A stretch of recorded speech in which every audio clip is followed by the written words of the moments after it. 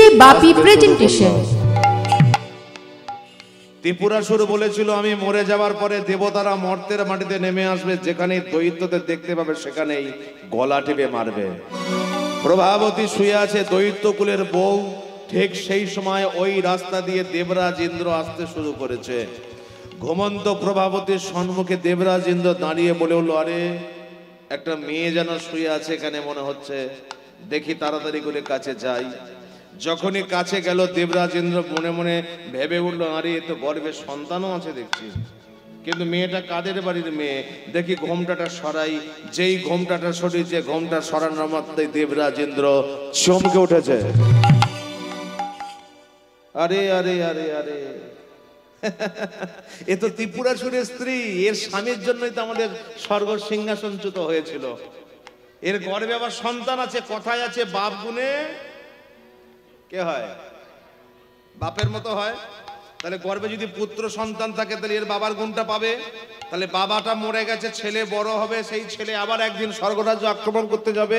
আমি দেবরাজ ইন্দ্র সেটা হতে দেব। ঘুমন্ত প্রভাবতীর চুলের মুঠি ধরে টানতে টানতে নিয়ে যাব স্বর্গরাজ্যে। আমারই রাজপ্রাসাদে রেখে দেবো, খেতে দেবো, পড়তে দেবো, মাখতে দেবো। সন্তানটা যখন ভূমিষ্ঠ হবে সন্তানের গলা টিপে মেরে দেব। আর প্রভাবতী অতীব সুন্দরী একে স্বর্গের রম্ভাদের সঙ্গে নৃত্য করতে দেব। প্রভাবতী ঘুমাচ্ছে। ওই ঘুমন্ত প্রভাবতীর লক্ষ্য করুন, প্রভাবতী ঘুমাচ্ছে। ঘুমন্ত প্রভাবতীর চুলের মুঠিটাকে ধরেছে, চুলের মুঠি ধরে টানতে শুরু করেছে দেবরাজ ইন্দ্র। চলো চলো চলো চলো চলো চলো। চুলের মুঠি ধরে টানতে টানতে নিয়ে যাচ্ছে। গর্ভে আছে সন্তান। পাথরের মধ্যে দিয়ে পিঠটা ছিঁড়ে যাচ্ছে, সেদিকে লক্ষ্য নেই। চোখের মধ্যে বালি দিয়ে বালি পড়ছে, সেদিকে লক্ষ্য নেই। কাঁটার বন দিয়ে নিয়ে যাচ্ছে, সেদিকে লক্ষ্য নেই। টানতে টানতে গর্ভটা যখন গাছের মধ্যে ধাক্কা লেগেছে, চিৎকার করে বলে উঠল, মরে গেলাম।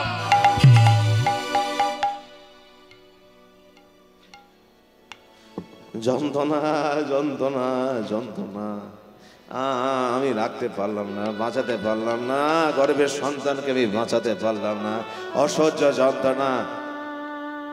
ভাবুন, কাঁটার মধ্যে পিঠটা চিড়ে যাচ্ছে, সেদিকে মায়ের লক্ষ্য নেই। চোখের মধ্যে বালি পড়ছে, সেদিকে লক্ষ্য নেই। নাকের মধ্যে বালি পড়ছে, সেদিকে লক্ষ্য নেই। লক্ষ্য শুধু একদিকে, ঠাকুর আমার গর্ভের সন্তান যেন ভালো থাকে। মাগো, সন্তানের মাথা, মায়ের মাথা যদি শ্মশানে পোতা রয়, শ্মশান থেকেও বলে, মা আমার খোকা রইলি কোথায়? মায়ের এক ফোঁটা দুধের ঋণ শোধ হয় না কোনোদিন। জগতে সবাই মা হতে পারে না।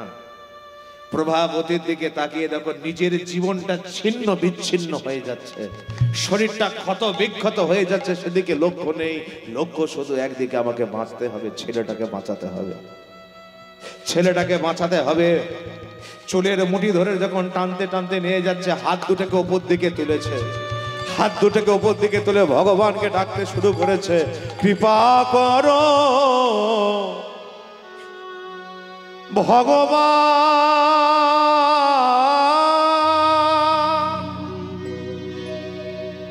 কৃপা করো ভগবান, ভগবান। হরি বল হরি বল হরি বল।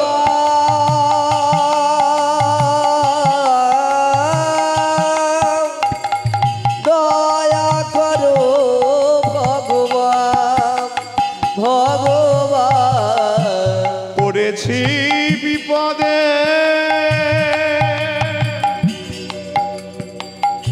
আমায় রাখো গো শ্রীপদে।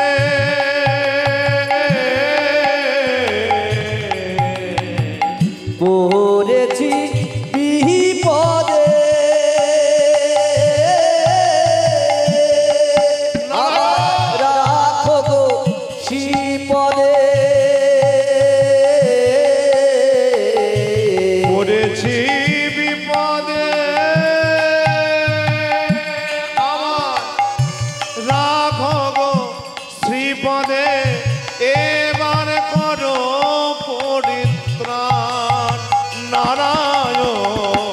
কৃপা করো আর একবার সবাই মিলে হরি বল হরি বল।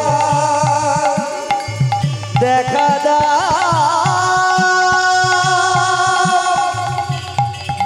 হে ভগবান,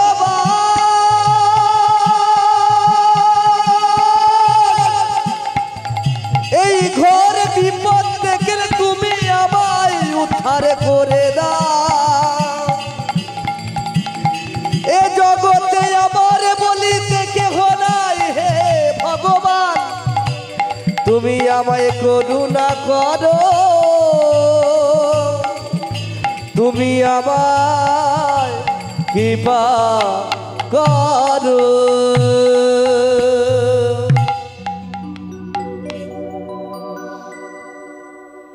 কেহ নাই যার আমি আছি তার, হরি নামেই হরিকে নেমে আসতে হবে। আজকে বলুন তো, এত মানুষ আছে, সবাই তো ইনকাম করে, পয়সা অর্থ উপার্জন করে,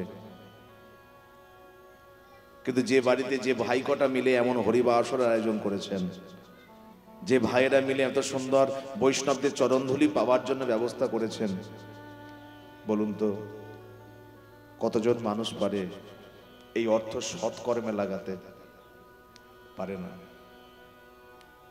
আজকে যে মন প্রাণ দিয়ে হরিনামের আয়োজন করেছেন, হরিনাম যজ্ঞের আয়োজন করেছেন, সাধু সঙ্গের আয়োজন করেছেন, একটা কথা মনে রাখবেন, হয়তো ওনার বাড়িতে প্রধানমন্ত্রী আসবে না, হয়তো মুখ্যমন্ত্রী আসবে না, কিন্তু এই যে সাধু সঙ্গের আয়োজন করেছেন, সাধু চরণের ধুলির যে আয়োজন করেছেন, বছরের পর বছর যদি এটা করে যেতে পারে, কেউ না এলেও ভগবান কিন্তু একদিন আসবেই আসবে। বলুন তাই গৌর প্রভাত। হরি বল হরি বল। ভগবান একদিন বাড়িতে নেমে আসবে। আজকে লক্ষ্য করে দেখুন, প্রভাবতী যে হাত দুটোকে ওপর দিকে তুলে হরিনাম করলো, এটাকে বলে আত্মসমর্পণ। আস্তে আস্তে কৌরব সভার মাঝখানে দুঃশাসন যখন দ্রৌপদীর বস্ত্র হরণ করছিলেন, আস্তে কৌরব সভার মাঝখানে দ্রৌপদীর যখন বস্ত্র হরণ করছিল দুঃশাসন, দ্রৌপদী একটা হাত বক্ষ মাঝে রেখে এক হাত দিয়ে ভগবানকে ডেকেছিলেন। অন্তর্যামী কৃপাময় ভগবান বললেন, দ্রৌপদী তোমাকে কৃপা করতে পারি, কিন্তু কৃপা করব না। দ্রৌপদী বললেন, কেন? তুমি কৃপা করতে পারো, কৃপা করবে না কেন? ভগবান বলল, এক হাত দিয়ে নিজেকে রক্ষা করবে, আবার আমাকেও ডাকবে? নিজেকে যদি রক্ষা পেতে চাও তাহলে আমাকে ডাকছো কেন? আর আমাকেই যদি ডাকতে চাও, নিজে রক্ষা করতে চাইছো কেন? দু নৌকায় পা দিয়ে চলা যায় না। দিতে যদি হয় আমাকে সর্বস্ব কিছু দিয়ে দেখো আমি কি করতে পারি।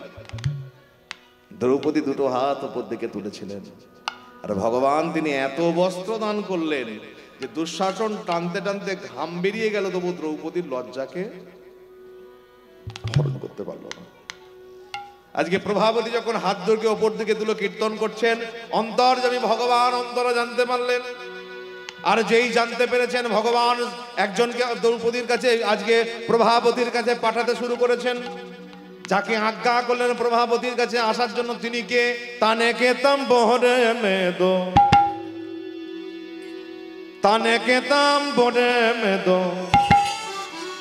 শাসকি তারে বলে জয় সিয়া রাম রাম, জয় রাধা রাম, উলুধ্বনি হরি হরি বল। জয় সিয়া রাম রাম রাম, জয় রাধা রাম রাম রাম, জয় সিয়া রাম। তানে কেতম মোহরে মেদো, তানে কেতম, তানে কেতম, তানে কেতম বরে মেদো, শাসকি তারে বলে জয় সিয়া রাম রাম রাম, জয় রাধা রাম রাম রাম, জয় সিয়া রাম রাম রাম, জয় সিয়া রাম। लगने लगा ले लाग हरि से, जगिरे जगमग ज्योति, जगिरे जगमग ज्योति, राम नाम का हीरा पाया, श्याम नाम का मोती, जगिरे जगमग ज्योति। लगने लगा ले लाग हरि से, जगिरे जगमग ज्योति, जगिरे जगमग ज्योति, राम नाम का हीरा पाया, श्याम नाम का मोती, জাগিরে জাগে মাগে জ্যোতি মানে কি মুরলিও মে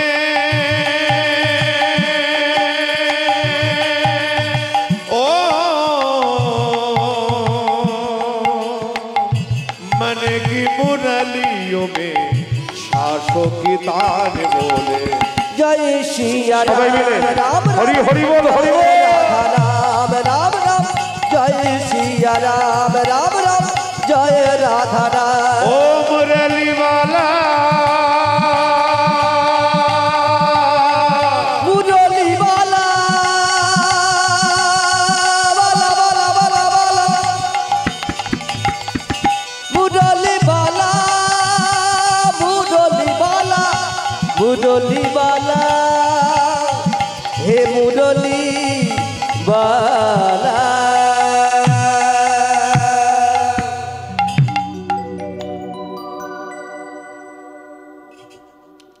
এই ওকে দাঁড়াতে বলুন দাঁড়াতে বলুন দাঁড়াতে বলুন চলে যাচ্ছে দাঁড়াতে বলুন এই এদিকে এদিকে এদিকে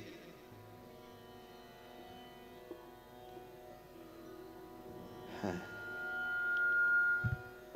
কাণ্ডজ্ঞান বলে কিছু আছে কাণ্ডজ্ঞান একটা মেয়ে ছেলে চুলের মুঠি ধরে এইভাবে কেউ নিয়ে চলে যায় কথাটা কে বলছে দেবর্ষি নারদ কাকে বলছেন ওই যে নিয়ে চলে যাচ্ছে একটু দাঁড়াও দাঁড়াও দেবর্ষি নারদ দাঁড়িয়ে পড়েছে দাঁড়িয়ে পড়ে বললো ওই দাঁড়াতে বললো যে চুলের মুঠি ধরে চলে যাচ্ছে যেই দাঁড়িয়েছে বললো কাণ্ডজ্ঞান আছে একটা মেয়ে ছেলে চুলের মুঠি ধরে নিয়ে চলে যাচ্ছ তুমি কে তোমাকে দেবতাদের রাজা করেছিল বলো তো দেবরাজ ইন্দ্র বলে জানো না যা চুলের মুঠি ধরে নিয়ে যাচ্ছি আমাদের স্বর্গ ভ্রষ্ট করেছিল স্বর্গের সিংহাসন ত্যাগ করিয়েছিল ভক্তমণ্ডলী ভক্তিমতী মায়েরা তাহলে সে ঠিক আছে কিন্তু এ তো করেনি এ স্বামী করেছিল তাহলে এর অপরাধটা কি এর গর্ভে সন্তান আছে বলে তাতে অপরাধটা কি হলো তুমি কি জানো যার চুলের মুঠি ধরে নিয়ে যাচ্ছ সে হলো পরম হরি ভক্ত পরম কৃষ্ণ ভক্ত যেই কৃষ্ণ ভক্তের কথা বলে যে সঙ্গে সঙ্গে চুলের মুঠি ছেড়ে দিয়েছে কেন বললো প্রকৃত যারা হরি ভজন করে প্রকৃত যারা হরি নাম করে তাদের শরীরের মধ্যে একটা এক্সট্রা পাওয়ার থাকে একটা পাওয়ার থাকে শক্তি এখন এত লাইট জ্বলছে কারোর যদি মনে হয় যে লাইট গুলো জ্বলছে কিসের শক্তিতে আমি দেখবো তাহলে লাইট গুলো যে জ্বলছে যে শক্তিতে সেটা দেখতে গেলে তাহলে আপনাকে কাটা তার যেখানে সেখানে হাত দিতে হবে তাহলেই বোঝা যাবে শক্তিটা কোথায় তাহলে প্রকৃত যারা হরিনাম করে তাদের শরীরে একটা শক্তি আছে ও হাত দিলেই বুঝতে পারবে ও হাত দিলেই বোঝা যাবে তো যেই বলে যে কৃষ্ণ ভক্ত চুলের মুঠি ছেড়ে দিয়েছে আর যেই চুলের মুঠি ছেড়ে দিয়েছে প্রভাবতী নারদকে বলে উঠলো একটা কলসি দেবে ও ঠাকুর একটা কলসি হবে বলে কেন বলে গলায় দিয়ে নদীতে ঝাঁপ দিয়ে মরবো বুঝলাম না কি বলতে চাইলি কলসি কলসি গো আমাকে দাও না গলায় বেঁধে আর নদীতে জলে ডুবে মরবো বলে কেন বলে কি জন্য বাঁচবো স্বামী ছিল সে মরলো গর্ভের সন্তানের জন্য এত পরিশ্রম করলাম সে গর্ভের সন্তানও মরে গেছে তুই কি করে বুঝলি তোর গর্ভের সন্তান মরে গেছে হাই দেখো আমরা তো মা আমরা মায়েরা বুঝতে পারি গর্ভের সন্তান কেমন আছে না আছে গর্ভের সন্তান নড়াচড়া করে মায়েরা ঠিক বুঝতে পারে নড়াচড়া করছিল ছেলে বেঁচে ছিল এখন নড়াচড়া করছে না ছেলেটা মরে গেছে কার জন্য বাঁচবো আর বাঁচতে ইচ্ছা করছে না দেবর্ষি নারদ বলল তুই আমার আশ্রমে চল আমার আশ্রমে থেকে হরি ভজন কৃষ্ণ ভজন করবি মহাপ্রসাদ পাবি আমি কথা দিচ্ছি দেবর্ষি নারদ তোর সন্তান মরে গেলেও আমি তোর সন্তানকে বাঁচিয়ে দেব আচ্ছা এই জায়গাটা একটু বিচার করুন তো আস্তে এই জায়গাটা একটু বিচার করুন স্বর্গের দেবতারা নেমে এলো যেখানে দৈত্যদের দেখতে পেল সেখানেই গলা টিপে মেরে দিল কিন্তু দৈত্যকুলের মেয়ে দৈত্যকুলের বউ সে আশ্রয় পেল কোথায় নারদের আশ্রমে দেবতাদের যদি একটা করে পাওয়ার হয় নারদের কিন্তু ডবল পাওয়ার আস্তে খুব বিচার করবেন নারদের কিন্তু ডবল পাওয়ার কেন দেবতারা শুধুই দেবতা, নেই কেউ ঋষি। নারদ একদিকে দেবতা, তারপরে আবার ঋষি, নাম হলো দেবর্ষি। দেবতা আবার ঋষি। তাহলে সেই নারদ বলল, তোর ছেলে যদি মরেও যায় আমি আবার বাঁচিয়ে দেব। কি তাহলে মেয়েটা আশ্রয় পেল কেন? শুধু হরিভক্ত ছিল বলে। দৈত্যকুলের মধ্যে একজনই হরিভক্ত ছিল বলে আশ্রয় পেল নারদের আশ্রমে। নারদের আশ্রমে কি করে? গর্ভে সন্তান নিয়ে ভোরবেলা উঠে স্নান করে, ফুল তোলে, ভগবানের পূজা করে, মালা গাঁথে, আর গুনগুন গুনগুন গুনগুন করে হে নাথ নারায়ণ হরি, নাথ নারায়ণ, সবাই মিলে হাতে তালি দিয়ে হে নাথ নারায়ণ হরি, হে নাথ নারায়ণ হরি। তুমি শঙ্খ চক্র গদা পদ্মধারী, তুমি শঙ্খ চক্র গদা পদ্মধারী, নাথ নারায়ণ হরি, নাথ নারায়ণ হরি। তুমি শঙ্খ চক্র গদা পদ্মধারী, হরি বল। শঙ্খ চক্র গদা পদ্মধারী, হে নাথ নারায়ণ হরি, হে নাথ নারায়ণ হরি। হরে কৃষ্ণ কৃষ্ণ, কৃষ্ণ কৃষ্ণ হরে হরে, হরে রাম হরি বল। হরে রাম, হরি বল। রাম রাম হরে হরে। হরে কৃষ্ণ কৃষ্ণ, কৃষ্ণ কৃষ্ণ হরে হরে, হরে রাম হরে রাম, সবাই মিলে একবার। রাম রাম হরে হরে। হরে কৃষ্ণ কৃষ্ণ, কৃষ্ণ কৃষ্ণ হরে হরে, হরে রাম হরে রাম, রাম রাম হরে হরে। বলিয়ে রাধা মাধব কি, ভগবান শ্রী কৃষ্ণ চন্দ্র কি।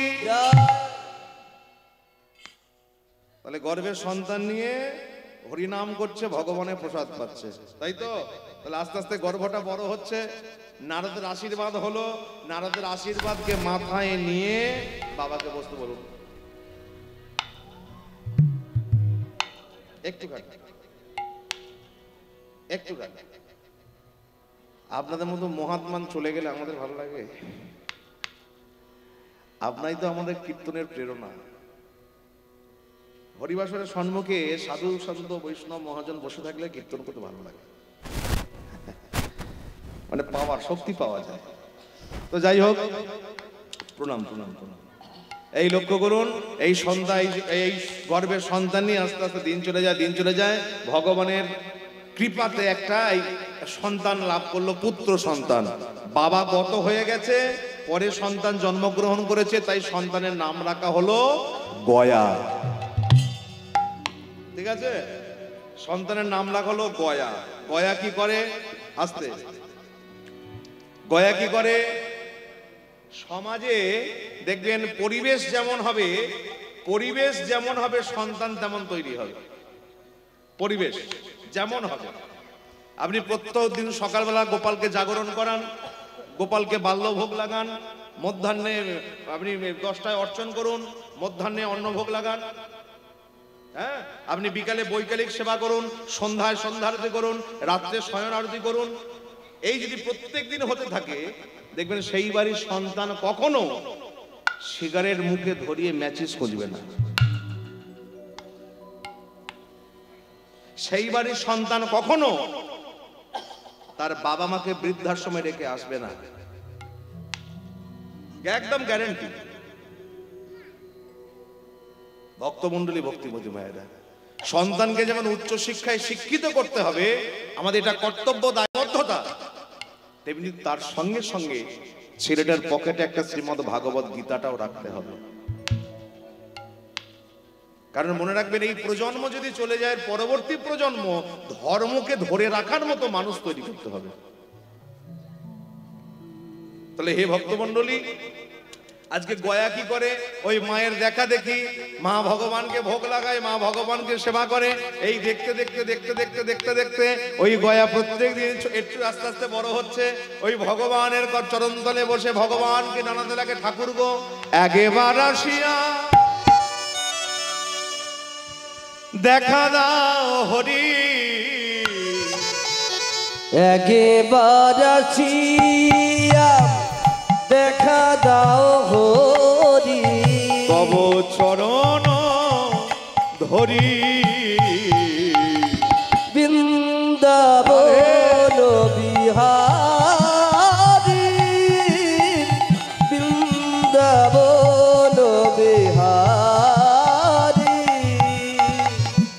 নন্দ দুলাল যশোদার গোপাল, বৃন্দাবন বিহারী,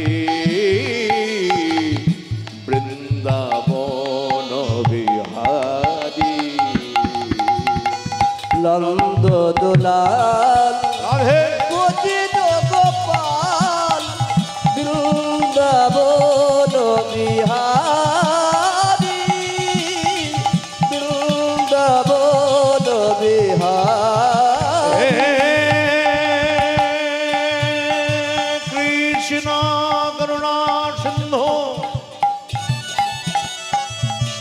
দীন বন্ধু জগৎপতে, গোপেশ গোপীকান্ত, রাধাকান্ত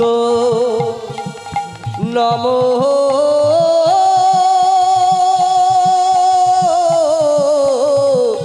তুতে।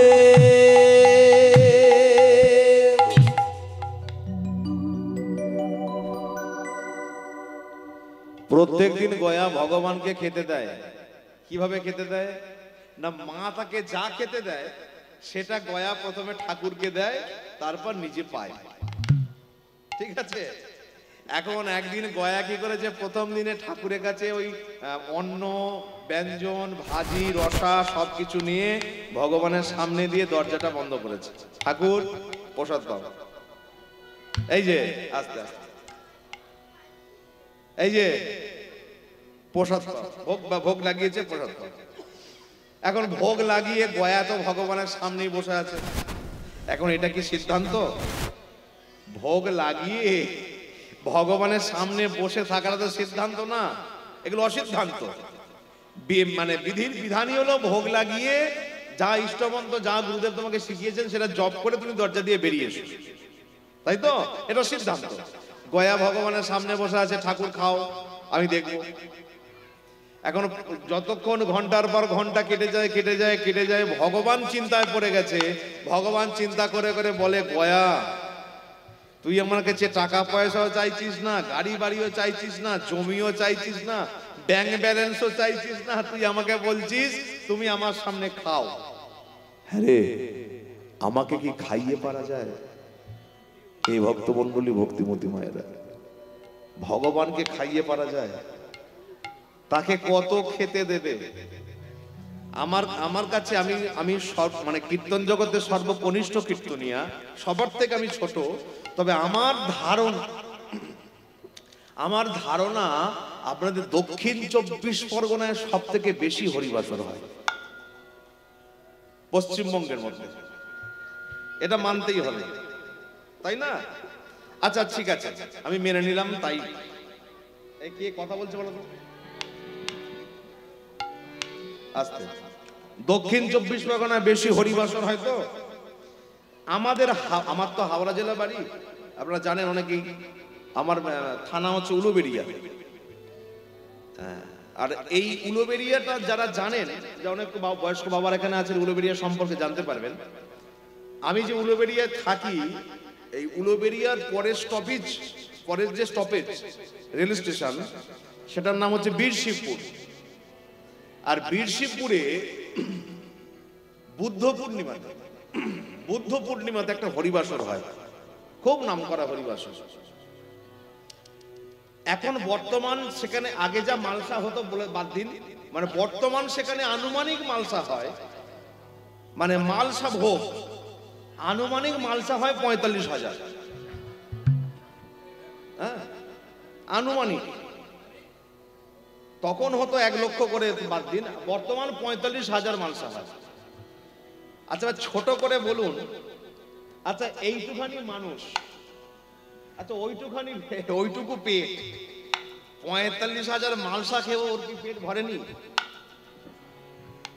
দক্ষিণ 24 পরগনায় এত হরিবাসনে এত মালসা হয়, তোর কি খেয়ে পেট ভরবে না? তুই কেন বাবু মেদিনীপুরে আবার খেতে যাবি? শুধু মেদিনীপুরে নয়, আবার মুর্শিদাবাদ, বাঁকুড়া, পুরুলিয়া সব জায়গাতে হাজির। ভগবানকে খাইয়ে পারা যায় না। একজন বড় ভুল করেছিল, ভগবানকে খাওয়াবে বলেছিল। কে জানেন? ছোট করে বলে দিই, ভগবানকে খাওয়াবে বলেছিল ভগবান শ্রীকৃষ্ণের নিজের বিয়াই। ভগবান শ্রীকৃষ্ণের ছেলের নাম হলো শাম্ব। এই শাম্ব বিয়ে করেছিল দুর্যোধনের মেয়েকে, যার নাম ছিল লক্ষণা। আস্তে ছোট করে, লক্ষণা, খুব ভালো করে বুঝবেন। এই লক্ষণা দুর্যোধনের মেয়ে লক্ষণা, আর কৃষ্ণের ছেলের নাম শাম্ব। এই দুজনের বিয়ে হলো। সেই ক্ষেত্রে দুর্যোধন আর কৃষ্ণ হলো বিয়ের সম্পর্ক। তা দুর্যোধন তো অহংকারী, আপনারা জানেন সবাই। একদিন দুর্যোধন কৃষ্ণকে বলল, বিয়াই কি তুমি ভগবান ভগবান করো, কি তোমাকে ভক্তরা সেবা দেয়, শোনো কৃষ্ণ, তোমাকে আমি একদিন খাওয়াবো। ভাবুন, ভগবানকে বলছে তোমাকে আমি একদিন খাওয়াবো, তোমার নিমন্ত্রণ, যাও। হলো, নিমন্ত্রণ করেছে। সকালবেলা যেদিনকে খাওয়াবেন ভগবানকে, সেই দিন সকালবেলা দুর্যোধন কি করেছে, 72 জন রাঁধুনি দিয়ে 64 প্রকারের খাবার তৈরি করেছে। খুব ভালো করে বুঝুন, 72 জন রাঁধুনি দিয়ে 64 প্রকারের ভোগ তৈরি করেছে, ভগবানকে ভোগ লাগাবে বলে, সেবা দেবে বলে। আর প্রত্যেকটা খাবার প্রত্যেকটা সোনার থালা, বড় বড় সোনার থালা সাজিয়ে রেখেছেন। কেন? কৃষ্ণকে খাওয়া। সেই দিন সকালে ভগবান শ্রীকৃষ্ণ স্নান টান করে একদম পেট ভালো করে পরিষ্কার করে, হ্যাঁ, বিয়াই বাড়ি যাচ্ছে। এটা হাসার কি হলো? বিয়াই বাড়ি গেলে এটা আমরা পরিষ্কার হয়ে যায় না? একটু মাথার চুল কালো সাদা হয়ে গেলে সাদা করে, এই কালো করে বিয়াই বাড়ি বলে কথা। তো কৃষ্ণচন্দ্র সকালবেলা ভালো করে সেজে গুজে বিয়াই বাড়ি যাচ্ছে। যেতে যেতে রাস্তার মাঝখানে একজনের সঙ্গে দেখা, যার সঙ্গে দেখা হয়েছে তার নাম কি, ওই গ্রামেরই এক গরিব ব্রাহ্মণ, নাম তার হলো বিদুরজি। এই বিদুরের স্ত্রীর নাম ছিল পরাশরী, খুব গরিব।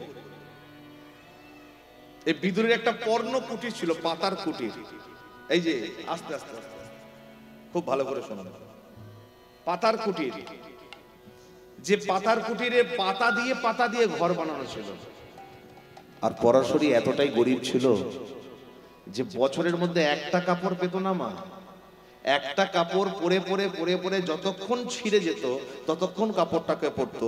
এবার আপনারা বলতে পারেন, একটা কাপড় নিয়ে কি জীবন চলে? পরাশরী চালাতো।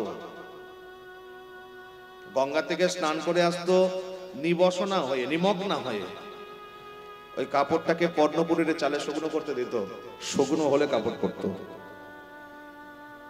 এমনই করি। কিন্তু কৃষ্ণ ভজন থেকে সরেনি, ভজন থেকে সরেনি। মহাজন বলছেন, সাধু যতক্ষণ আসনে থাকবেন আর সাপ যতক্ষণ গর্তে থাকবেন ততক্ষণ নিরাপদ। যতক্ষণ সাধু আসনে বসবেন ততক্ষণ সাধু নিরাপদ, আর সাপ যতক্ষণ গর্তে থাকবেন ততক্ষণই সাপ নিরাপদ। গরিব তো ভিক্ষা করে তবে খায়। একদিন সকালবেলা ওই বিদুর ভিক্ষা করতে যাচ্ছে, রাস্তার মাঝে কৃষ্ণচন্দ্র বিয়াই বাড়ি যাচ্ছে, রাস্তার মাঝে দেখা। যেই দেখাটা হয়ে গেছে, বিদুর বলে, আহা পরম সৌভাগ্য। ও ঠাকুর, কোথায় যাচ্ছ? ভগবান শ্রীকৃষ্ণ বলে, বিয়াই বাড়ি যাচ্ছি। ঠাকুর গো, একটা মনে বাসনা ছিল, রাখবে? কি বাসনা বলো? একটা মনের বাসনা তুমি রাখো। ভগবান বলে বলো কি বাসনা, তাড়াতাড়ি, হাতে আমার সময় নাই। বিদুর বলে ঠাকুর গো, জীবনের এতগুলো দিন তোমার নাম কোণে কাটিয়ে দিলাম, তোমার চরণে তুলসী দিলাম, চন্দন দিলাম, কিন্তু কোনদিনে তোমার সচল রূপ দর্শন করতে পারলাম না। কিন্তু বহু জন্মের সুকৃতি ছিল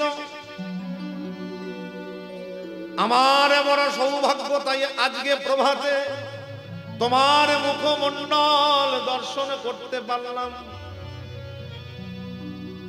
আজ যখন প্রভাতে তোমার শ্রীচরণ দর্শন হলো, ওগো ঠাকুর গো, ওগো ঠাকুর গো, আমার মনের মধ্যে বাসনা, আমার সামান্য পর্ণ কুটিরে তুমি একটু চরণের ধুলো দিয়ে আসো। ভগবান বলে না বিদুর না, আমার হাতে যাবার সময় নাই। যেই বলেছে যাবার সময় নাই, বিদুর গলায় ছিল উত্তরীয়, উত্তরীয়টা রাস্তার মাঝে পেতে দিয়েছে। ভগবানকে বলে এর ওপর দিয়ে চলে যাও। ভগবান বলে বিদুর এটা কি হলো? বিদুর বলে দয়াল হরি গো, দয়াল হরি গো, তুমি আমার বাড়ি যাবে না তাতে আমার দুঃখ নাই, কিন্তু তুমি এর ওপর দিয়ে হেঁটে হেঁটে চলে যাও। হেঁটে হেঁটে চলে গেলে এই চরণের ধুলোটা আমি মাথায় করে আমার পর্ণকুটিরে নিয়ে যাব। তাহলে তোমার চরণের ধুলি আমার পর্ণকুটিরে নিয়ে গিয়ে রাখবো। তুমি যদি না যাও তাতে আমার দুঃখ নাই, তোমার চরণ ধুলি চলে যাবে, চরণ ধুলি চলে যাবে। ওগো দয়াল হরি গো,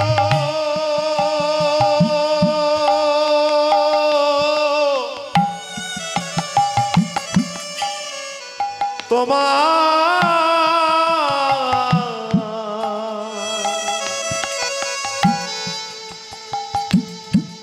রাঙা চরণ ধুলি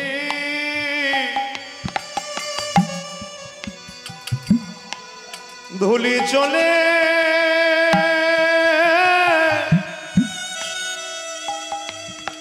যাবে।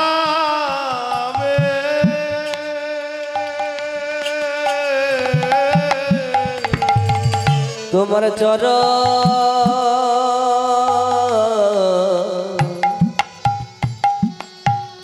চরণ ধুলি চলে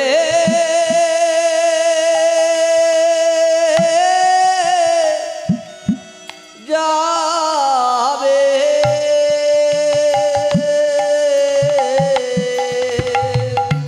আমার মানব জনম, মানব জনম ধন্য হবে। তোমার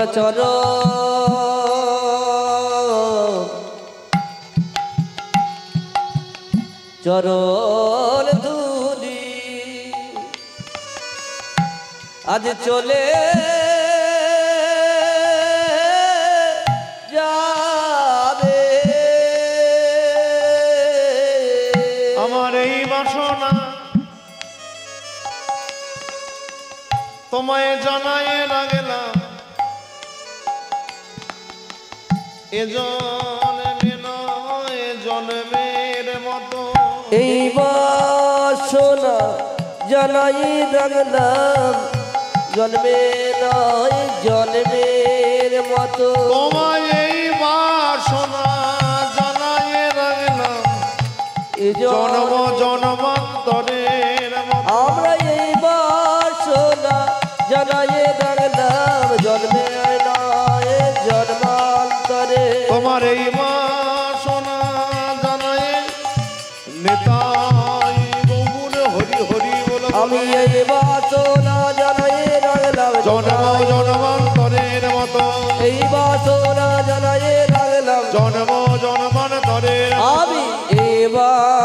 কামনা জানায়ে রাগলা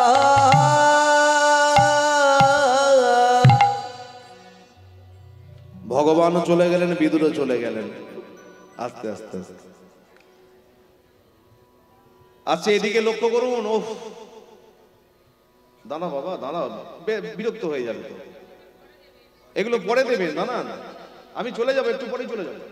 আমি 10 মিনিট আছে, তারপরে দেবেন, আমি যত ইচ্ছে দেবেন। ডিস্টার্ব হয়ে যাবে শ্রোতাগুলো তো। আস্তে আস্তে দেবেন দেবেন দেবেন দেবেন, অবশ্যই দেবেন। একটু করে, আমি 10 মিনিট পরে চলে যাই, তারপরে দেবেন।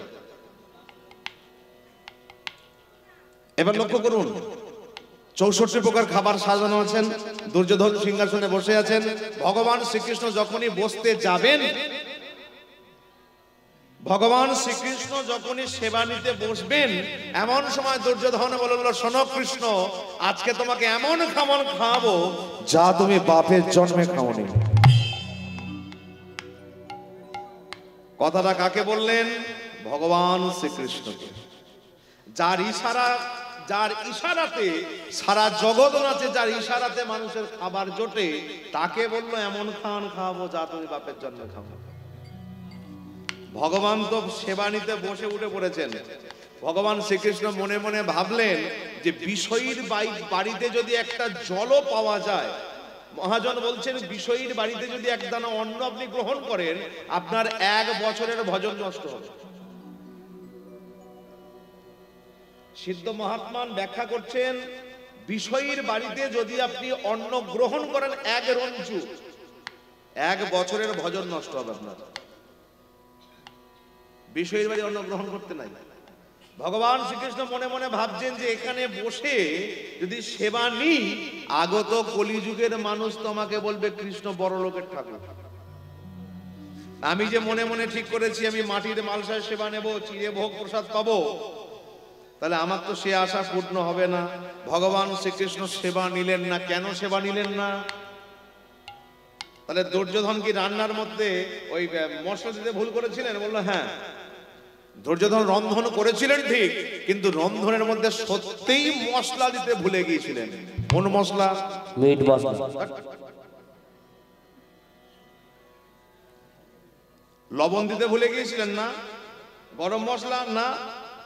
তাহলে কোন মশলা দিতে ভুলে গেলেন দুর্যোধন, যার জন্য ভগবান সেবা নিল না? দুর্যোধন সব দিয়েছিল, কিন্তু একটা জিনিস দিতে ভুলে গিয়েছিল, সেটা হলো ভক্তিরূপী মশলা। ভগবানের জন্য রন্ধন করবেন, সেই রন্ধনের লবণ যদি কম হয় ভগবান দেখবেন না। সেই রন্ধনের মধ্যে লঙ্কার গুঁড়ো যদি কম দেন ভগবান তাকিয়ে দেখবেন না। যদি গরম মশলা আপনি নাও দেন ভগবান সেদিকে দেখবেন না। কিন্তু ভগবানের রন্ধন করতে করতে যদি আপনি বিমনা হয়ে যান, ভগবানের ভোগের নিমিত্তে রন্ধন করতে করতে মন যদি অন্যদিকে চলে যায়, ভগবান সে সেবা গ্রহণ করবেন। দুর্যোধন সব দিয়েছিল, কিন্তু হৃদয়রূপী দোকান থেকে ভক্তির মশলাটা উজাড় করে দিতে ভুলে গিয়েছিলেন, সেবা নিল না। দ্বীপ্রহরে ভগবান শ্রীকৃষ্ণ রাস্তায় বেরিয়ে পড়লেন, সেবা তো করলেন না, বেরিয়ে পড়লেন। মনে মনে ভাবলেন কোথা যাই। হ্যাঁ, আমাকে তো আসার সময় কি বিদুর বলেছিল তার বাড়িতে যেতে, তো একবার যাই বিদুরের বাড়ি, একবার ঘুরে গিয়ে দেখে আসি। হে ভক্তমণ্ডলী, আজকে ভগবান শ্রীকৃষ্ণ কাঙালের ঠাকুর আসছে কোথায়? বিদুরের পর্ণ কুটিরে। খুব ভালো করে লক্ষ্য করুন। বিদুর গেছে স্নান করতে, বিদুরের স্ত্রী ঘরে আছে, কাপড়টাকে স্নান করে এসে শুকনো করতে দিয়েছে, শরীরে কোনো বস্ত্র নাই, পর্ণকুটিরের দরজাটা দিয়ে রেখেছে। ঠিক সেই সময় ভগবান শ্রীকৃষ্ণ দরজায় এসে টোকা মারছে, ঘরে কেউ আছিস মা? কেউ আছিস ঘরে? আমাকে একটু খেতে দিবি? দে না, খেতে দে না একটু। ভাবুন, পরাশরী ঘরের মধ্যে বসে ভগবানের পাথরের মূর্তির কাছে ভগবানকে ডাকছেন, আর ভজনের জোরে, নামের মহাত্মে সেই পাথরের বিগ্রহ সচল কৃষ্ণ দুয়ারে দাঁড়িয়ে আছে। আহা,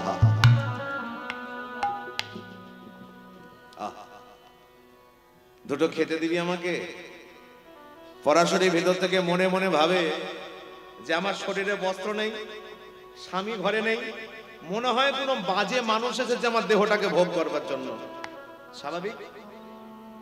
পরাশরী বলে উঠল, তুমি যেই হও এই মুহূর্তে আমার দরজা থেকে দূর হয়ে যাও।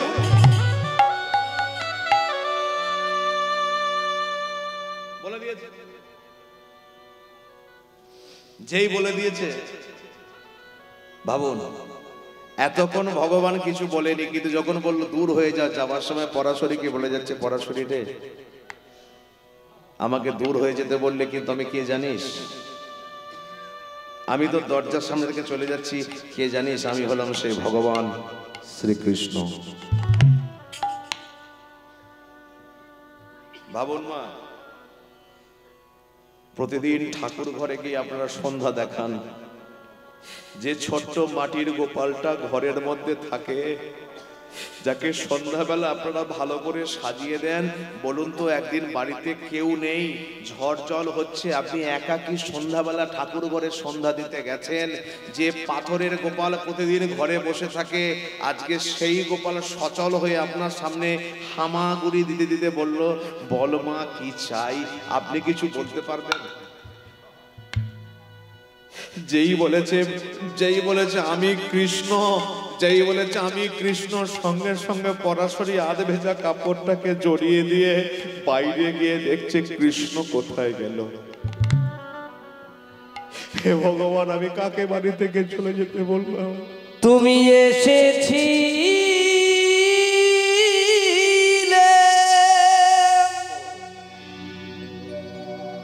আমারই দোয়ারে, কৃষ্ণ কেন তুমি চলে গেলে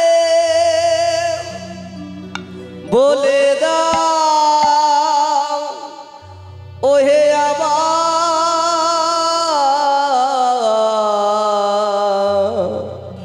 কৃষ্ণ রে।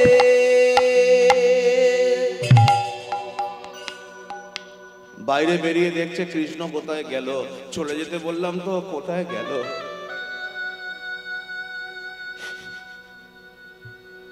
কৃষ্ণ, ও কৃষ্ণ, কৃষ্ণ কোথায় গেলি কৃষ্ণ? এই দেখ, এই দেখ কৃষ্ণ,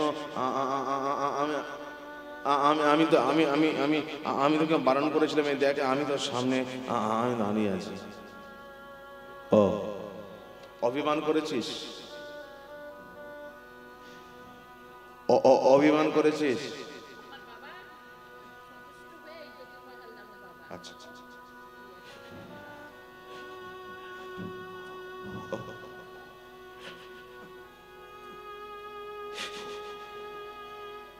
অভিমান করেছিস? চলে যেতে বললাম বলে অভিমান করে? তুই ভগবান হয়ে যদি অভিমান করতে পারিস, আমি ভক্ত অভিমান করলাম? চোখটাকে বন্ধ করে বললাম, যতক্ষণ তুই আমাকে মা বলে না ডাকবি ততক্ষণ চোখ আমি খুলবো না। এই চোখ বন্ধ করলাম, পরাশরী চোখ বন্ধ করে বসে আছে। পরমাত্মা ভগবান পেছন থেকে এসে আঁচলটাকে জড়িয়ে ধরেছে।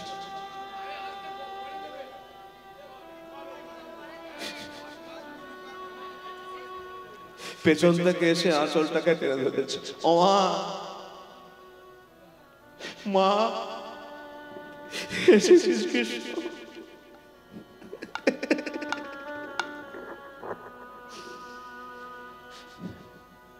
এসেছিস? দুটো খেতে দেয় না, দুটো খেতে দেয় না। হায় রে ভগবান, সারা জগতের মানুষের খাবার যে জোটায়, আজকে সেই ভগবান এসেছে কাঙালের দরজায় খাবে বলে। মহাজন এক পাশে দাঁড় করিয়ে এক পাশে দাঁড়িয়ে পরাশরীকে বলছে, পরাশরী দিয়ে দে, দিয়ে দে, এই তোর সুযোগ এসেছে, যা আছে তাই দে, দে পরাশরী। পরাশরী কৃষ্ণকে ডেকেছে, ঘরের ভেতর ঢুকেছে, একটা আসন আনতে কৃষ্ণকে বসতে দেবে।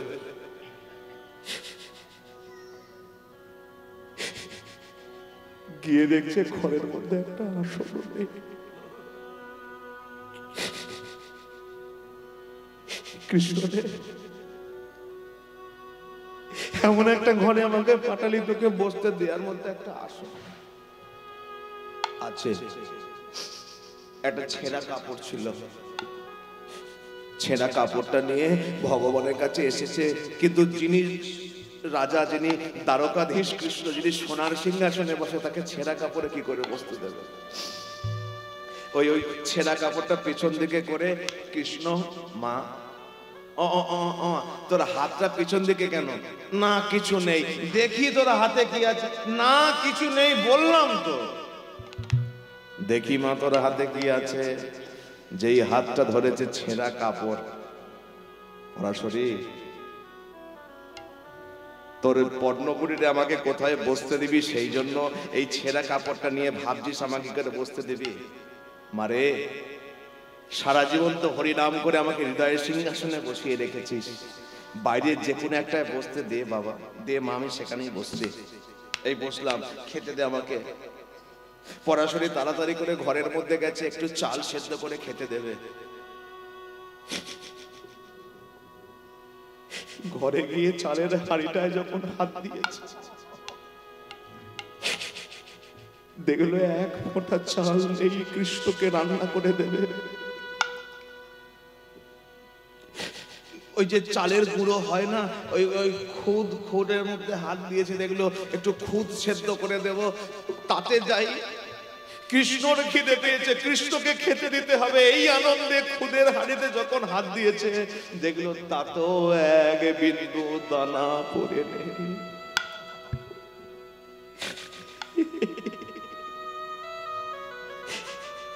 আমার জীবনে কেমন দিন নেমে এলো ঠাকুর। খাবার নেই তো কি হয়েছে, কৃষ্ণর কাছে এক ঘটি জল দেব, কৃষ্ণ এক ঘটি জল খাবে। ঘটিটা নিয়ে কলসির কাছে গেছে একটু জল গড়িয়ে দেবে বলে, কিন্তু বিধির কি নিষ্ঠুর পরিহাস, কলসির মধ্যে এক ফোঁটা জলও মেলেনি। দু চোখের জলে চোখটা বুকটা ভেসে যায় পরাশরী। যেমন হতভাগিনী আমি, কৃষ্ণ আমার বাড়িতে এসে খেতে চাইলো, তাকে আমি খেতে দিতে পারলাম না। হে ভক্ত মন্ডলী, লক্ষ্য করো, হাউ হাউ করে কাঁদছে। কৃষ্ণ বলে, কাঁদছিস কেন মা?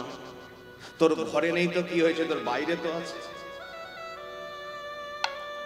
পরাশরী বলল, বাইরে কি আছে?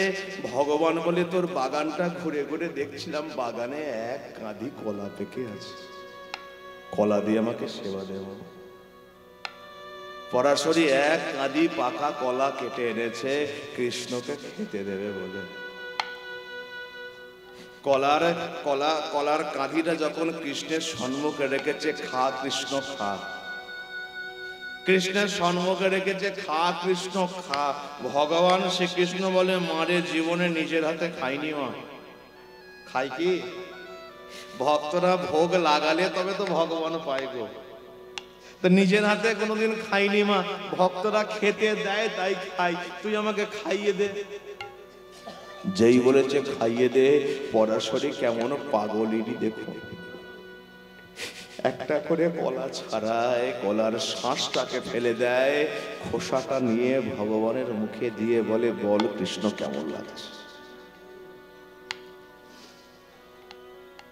কত ভালোবাসা, কত ভজন। কাঁদি থেকে কলা কাটে, কলার শাঁসটাকে ফেলে দেয়, ছোবাটা নিয়ে ভগবানের মুখে দিয়ে বলে, বল কৃষ্ণ কেমন লাগে? কৃষ্ণ বলে, মারে আগে থেকে খুব বেশি ভালো লাগে, আর একটা দে।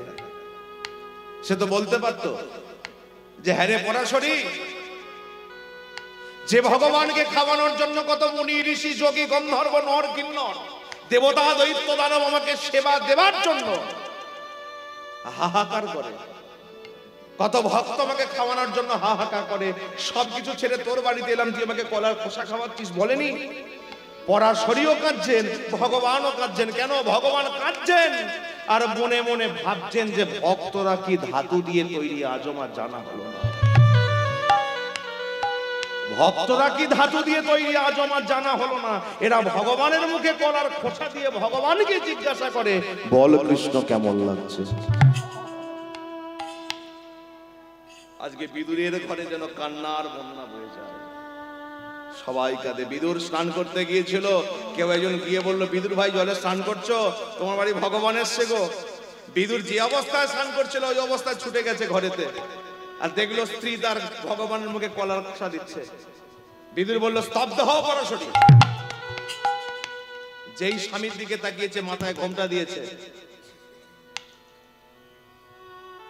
বিদুর বলল, ভগবানের মুখে কলা খোসা দিচ্ছ, তখন তোমার লজ্জা হয়নি? আমি স্বামী, আমাকে দেখে মুখে মাথায় ঘোমটা দিচ্ছ? পরাশরী বলে, না গো স্বামী, ভগবানের মুখে কলার খোসা দিচ্ছি, সত্যি আমার লজ্জা হয়নি, কিন্তু তুমি ভগবানকে দেখার জন্য চলে এলে, একটা গামছা তো পরে আসতে পারতে। তাহলে হে ভক্তমণ্ডলী, ভগবানকে পেতে গেলে পরাশরীর মতো পাগলিনী হতে হবে, ভগবানকে পেতে গেলে বিদুরের মতো পাগল হতে হবে, তবেই তো ভগবানকে পাওয়া যাবে। বলো জয় গৌর হরি বল।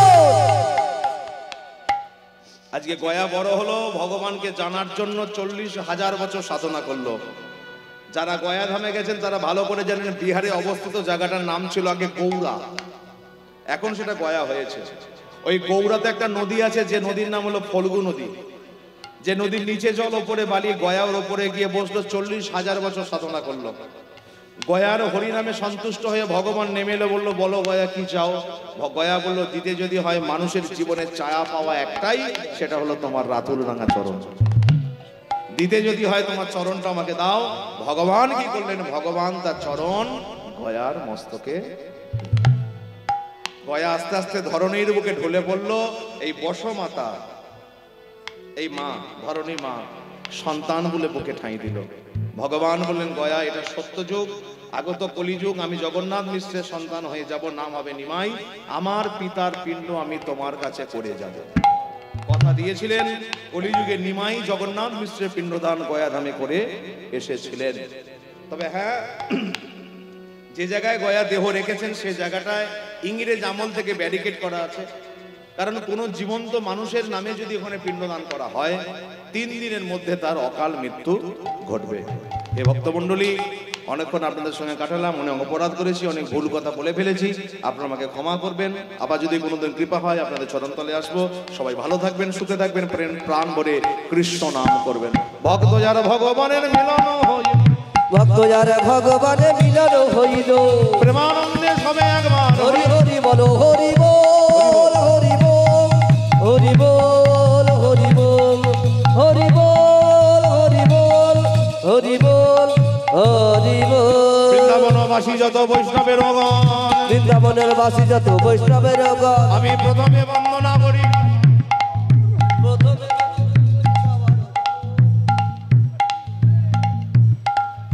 নবদ্বীপবাসী যত মহাপ্রভুর ভক্ত, নবদ্বীপের বাসী যত মহাপ্রভুর ভক্ত, আমি সবার চরণ বন্দী হইয়া মনুরক্ত, সবার চরণ বন্দী হইয়া মনোরথ। আইরে মনের বাসনা পূর্ণ অচিরাতে হয়, মনের বাসনা পূর্ণ চিরাতি হয়।